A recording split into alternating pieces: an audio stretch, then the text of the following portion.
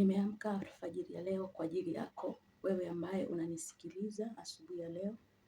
Niko hapa kwa sababu ya agizo la Mungu, kukwambia wewe uliyekata tamaa usikate tamaa tena, kwa sababu Mungu yuko kwa ajili yako na Mungu anakuwazia mawazo mema, anakuwazia mawazo ya matumaini. Katika kitabu cha Zaburi 23, ukiangalia pale mstari wa kwanza inasema, Bwana ndiye mchungaji wangu, sitapungukiwa na kitu. Mwaka huu wa 2026 mwamini Mungu kwamba yeye ni mchungaji wako na hautapungukiwa na kitu. Kwa chochote unachokifanya, chochote unachokigusa, chochote unachotia mkono kufanya, kitaongezeka, kitabarikiwa. Kuna wewe uliyekata tamaa. Ni kweli umezunguka na mafaili, umemaliza chuo miaka mingi iliyopita, umezunguka kila ofisi na mafaili, haujapata kazi. Lakini Mungu ameniambia nije nikwambie, huu ni mwaka wako. Ni mwaka wako. Kitu kikubwa cha kubadilisha ni mindset yako na kubadilisha usemi wako. Kuanzia leo anza kukiri, Bwana ndiye mchungaji wangu, sitapungukiwa na kitu. Na Mungu atakutana na hoja yako. Mungu atakutana na kila kitu unachokitamani katika maisha yako kitokee. Mungu anakuja kukitimiza. Mungu atakuinulia wasaidizi wa kusudi, kwa sababu wapo kwa ajili yako wewe. Lakini wewe kuna wakati unakuwa na imani kubwa kabisa na unaamini kwamba Mungu atatenda kwa ajili yako, lakini ghafla binvu unaweza ukatoka kwenye eneo la tukio unaloombea au kanisani. Ukiwa kanisani una imani sana, lakini ukitoka nje ya mlango wa kanisa unakuwa tena na mawazo yale yale ya zamani, unakuwa na kukata tamaa kule kule.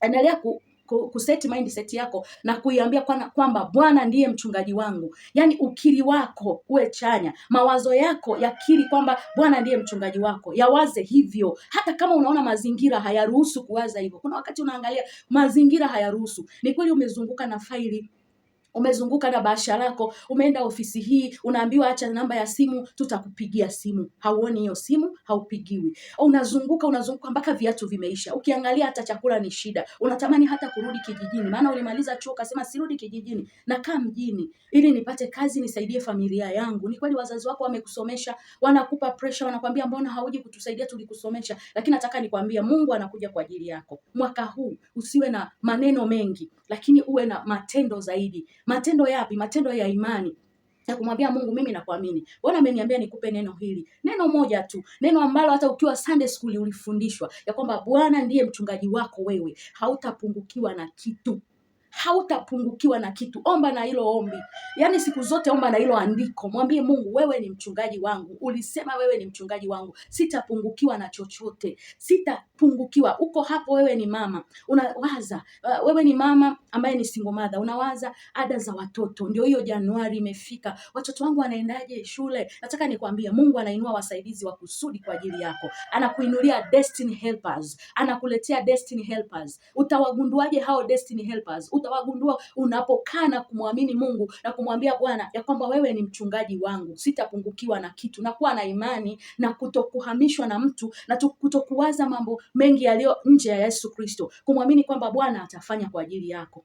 Unapambana na hiyo biashara yako, ni ndogo ndio, unapambana nayo kila siku, unaona kama ileti chochote, lakini nataka nikwambie mwaka huu ni mwaka wako. Bwana ndiye mchungaji wako, hautapungukiwa na chochote mwaka huu, na Mungu anakuja kukujibu maombi yako. Nataka niombe na wewe alfajiri ya leo, kwa sababu ni lazima tutatamkia asubuhi ya leo. Mungu amenihimiza kabisa kuamka kuomba kwa ajili ya wewe ambaye umekata tamaa, wewe ambaye unataka kujitoa uhai, unataka kujiua, umekata tamaa, umefika mwisho. Nimekuja hapa kama mjoli wa Mungu niongee na wewe kabisa asubuhi ya leo na alfajiri hii njema ambayo Mungu ameitupa. Ni lazima tutaiamuru asubuhi yetu iwe njema kwa jina la Yesu. Na nitaiamuru hii asubuhi pamoja na wewe. Wewe ambaye umefika mwisho, unaona mimi siwezi, ukascroll ukaingia TikTok, ukashika simu yako ukajikuta uko TikTok, ukashika simu yako ukajikuta umeshaingia Facebook, ukajikuta umeingia WhatsApp, ukajikuta popote ulipoingia. Nataka nikwambie neno hili litakufikia kwa jina la Yesu Kristo. Labda uko YouTube unatafuta uone mtumishi, labda uombe pamoja naye. Mimi nataka nikutie moyo,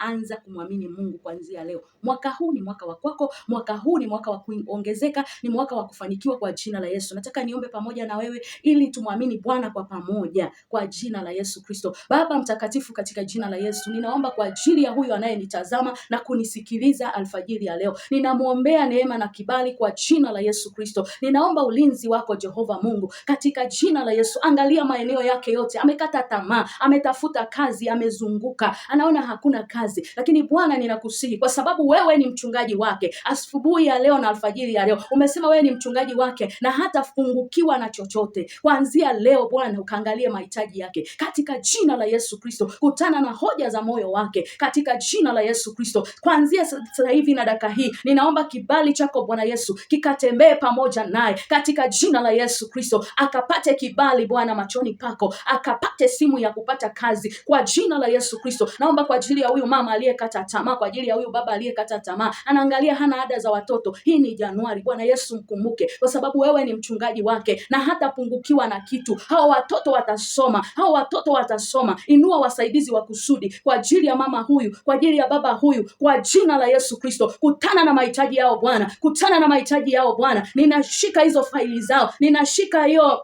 bahasha yake anayozunguka nayo kila siku. Kibali cha Bwana kiende na wewe, ukapate simu ya kazi kwa jina la Yesu Kristo. Ninakubariki, ninaomba neema kwa ajili yako.